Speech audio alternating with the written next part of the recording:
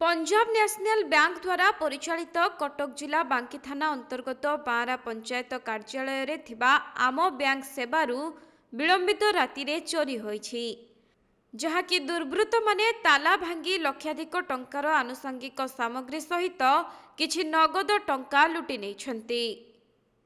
परदिन सकाळे bank कर्मचारी माने चोरी संपर्क रे जानिबाकु पाई पुलिस को सूचना देथिले।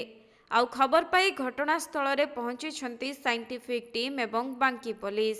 बारा पंचायत रे गवर्नमेंट जो CSP plus Punjab national bank कर्मचारी आम प्रतिदिन भाया सका 10 खोलिकी 5 बंद कर जाऊ। काली जेहतु रविवार थिला आम आज सका सोमवार 10 आसला आसकू देखला ताला माने भंगा होगी आम जो पैसा बाक्स मैंने बाहर पड़ी मैंने मुझे सरपंच को फोन कली।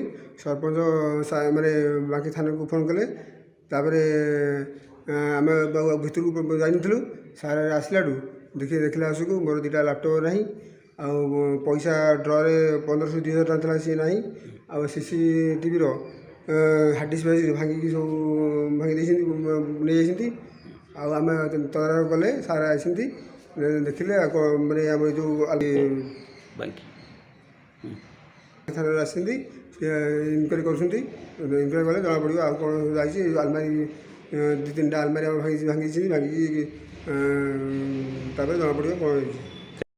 सेपटे बैंक कर्मचारी कहवा अनुसायी दुर्वृत्त माने बैंकर सीसीटीवी भांगिबा सहित हार्ड डिस्क को नहीं जाइछन्ति एवं 2टी लैपटॉप सहित किछि नगद टंका नहीं चंपट मारिछन्ति।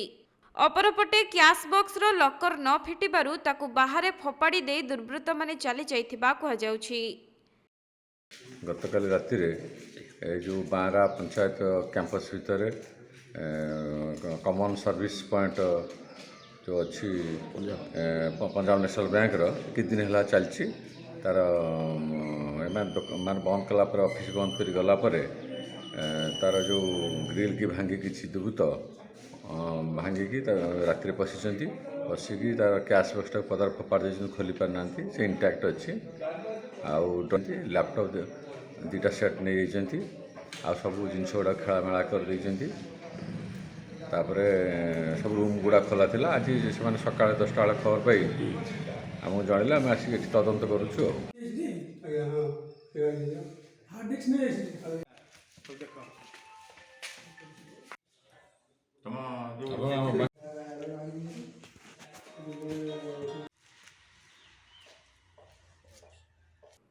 कटक जिला प्रतिनिधि राजेश कुमार साहू को रिपोर्ट कोणार्क लाइव।